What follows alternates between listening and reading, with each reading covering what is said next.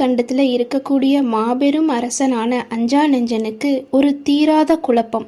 என்ன குழப்பம் அப்படின்னா, தன்னுடைய மனைவி பிரசவத்துக்கு அப்புறமா இருக்கக்கூடிய அந்த ஆழ்ந்த மௌனமும், அதுக்கப்புறமா 2 பேருக்கும் இடையில இருக்கக்கூடிய அந்த டிஸ்டன்ஸும் அவனை ரொம்பவே வாட்டுது.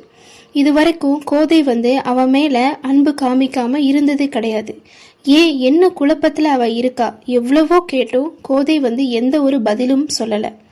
அப்போ அஞ்சா நெஞ்சன் பணிப்பெண் கிட்ட கேக்குறான், அரசி வந்தாங்களா, குழந்தைய தூக்குனாங்களா, கொஞ்சினாங்களா அப்படின்னு கேக்குறான். இல்லை அரசே, இது வரைக்கும் குழந்தைய நான் தான் பாத்துக்கிறேன். அம்மா இந்த மாதிரி குழந்தைய தூக்கி நான் பார்த்ததே இல்லை, நான் தான் பாத்துக்கிறேன் அப்படின்னு சொல்றா. அப்போ தன்னுடைய பெத்த குழந்தைய ஏன் எந்த ஒரு அன்பும் காட்ட மாட்டேங்கிறா?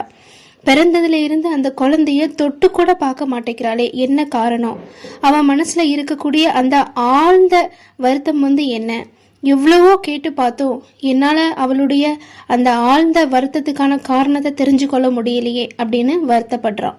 அதுக்கப்புறமா சரி, ரொம்ப வருத்தப்படுறா அப்படின்னு சொல்லிட்டு நெஞ்சன் கோதை கிட்ட போய், கோதை வா, வெளியே ஒன்று இருக்குது, நீ பாத்தியா அப்படின்னு கேட்குறான். என்னது? சீக்கிரம் வா, சீக்கிரம் கிளம்பி வா அப்படின்னு கூட்டிட்டு போறான். வெளியே யாரு அப்படின்னா, நம்மளுடைய அஞ்சா நெஞ்சனோட கஜ முக யாழி தான் அங்க உட்கார்ந்துருக்கு.